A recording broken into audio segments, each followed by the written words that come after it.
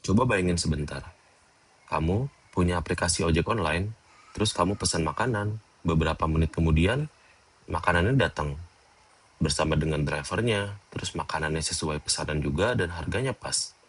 Kemudian riwayat pesanan kamu juga tersimpan rapi di aplikasi. Pernah nggak sih kepikiran aplikasi itu nyimpan semua informasi tadi di mana? Seperti pesanan kamu, alamat kamu, nama driver, harga makanan, itu semua adalah data. Dan setiap detik ada jutaan orang melakukan hal yang sama kayak kamu. Jutaan pesanan, jutaan orderan. Nah, di video ini kita bakal jawab satu pertanyaan sederhana tapi penting banget. Kenapa sih aplikasi butuh yang namanya database? Yuk, mari kita bahas. Semua berawal dari catatan.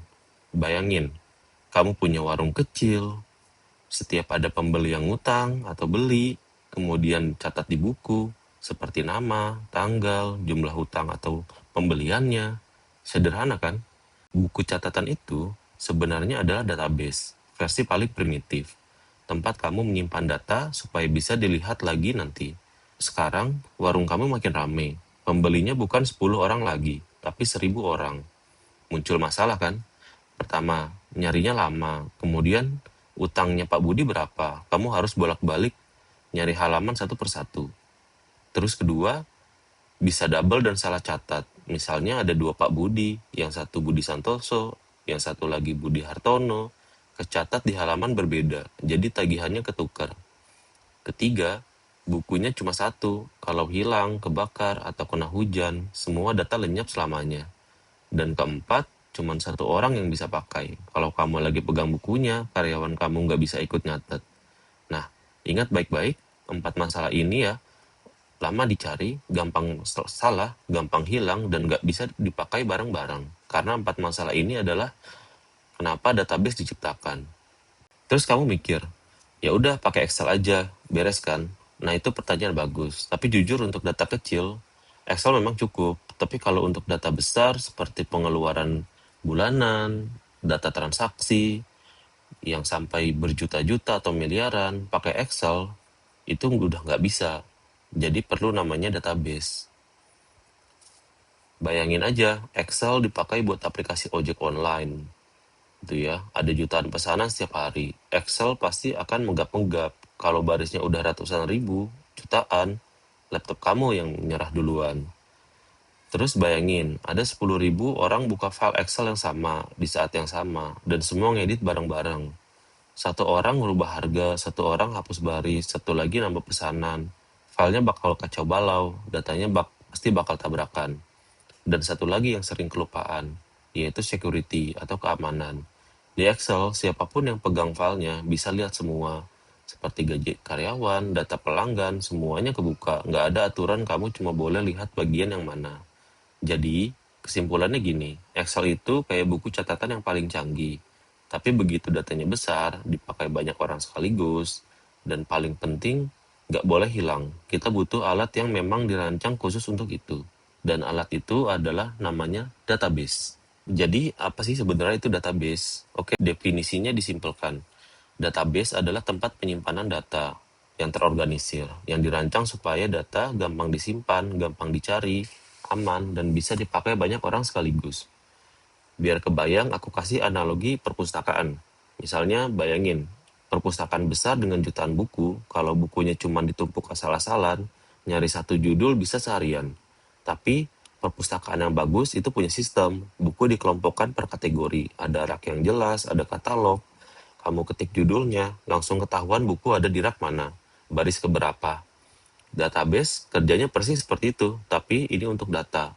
Data disimpan dalam bentuk tabel, mirip tabel di Excel, ada baris dan kolom, misalnya tabel pelanggan isinya ada nama, nomor HP, alamat, kemudian tabel pesanan isinya seperti pesan apa, kapan, harganya berapa. Bedanya sama Excel, database punya perpustakaan yang super.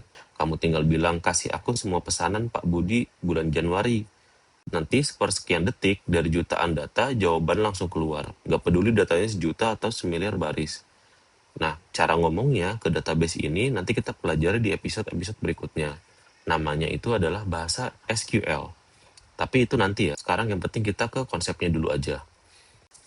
Nah, sekarang mari kita jawab 4 masalah buku catatan tadi. Gimana cara database menyelesaikannya? Masalah pertama, itu yang nyarinya lama, database punya sistem pencarian super cepat. Jutaan data hasil keluaran dalam hitungan milidetik, itu kenapa pas kamu cari nama teman di media sosial, hasilnya langsung muncul. Padahal penggunanya miliaran kan. Kemudian masalah kedua, gampang salah dan double. Database punya aturan, kita bisa bilang nomor HP nggak boleh kembar, atau kolom harga harus angka, nggak boleh huruf. Kalau ada yang coba masukin data yang melanggar, nanti database-nya akan nolak secara otomatis. Jadi, data tetap rapi dan konsisten. Masalah ketiga, itu gampang hilang. Database dirancang supaya tahan bencana.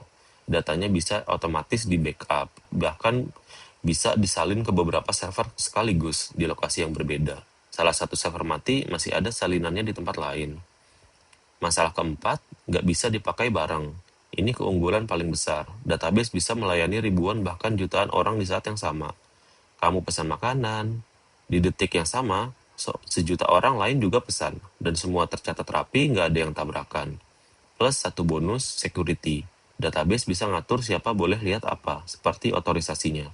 Kasir cuma bisa lihat transaksi, manajer bisa lihat laporan, data gaji cuma HRD yang bisa buka. Keren kan? Ini semua yang bikin database. Jantungnya hampir semua aplikasi di dunia. Dan di bagian ini yang bikin kamu bakal lihat dunia dengan cara berbeda. Mulai sekarang, coba perhatiin.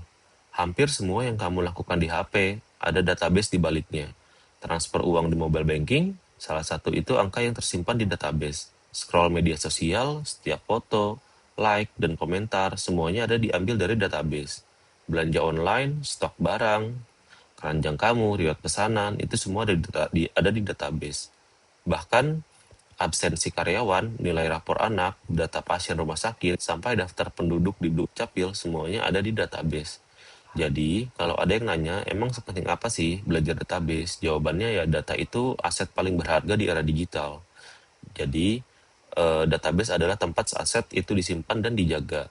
Perusahaan-perusahaan besar berani bayar mahal orang yang jago ngurus database, karena kalau database-nya bermasalah 1 jam aja, kerugiannya bisa miliaran. Oke, kita rangkum ya.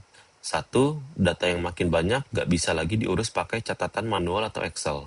Kedua, database adalah tempat penyimpanan data yang terorganisir, cepat dicari, aman, konsisten, dan bisa dipakai jutaan orang sekaligus. Tiga, database ada di balik hampir semua aplikasi yang kamu pakai setiap hari. Nah, di episode selanjutnya kita bakal kenalan lebih dekat. Kita bongkar isi dalamnya database, apa itu table, baris, kolom, dan kenapa bentuknya seperti itu. Kalau video ini membantu, bantu channel ini dengan like dan subscribe ya, biar kamu nggak ketinggalan episode berikutnya, dan biar makin banyak orang Indonesia yang melek terkait data. Follow Bromodachi-Tech, sampai ketemu di episode kedua.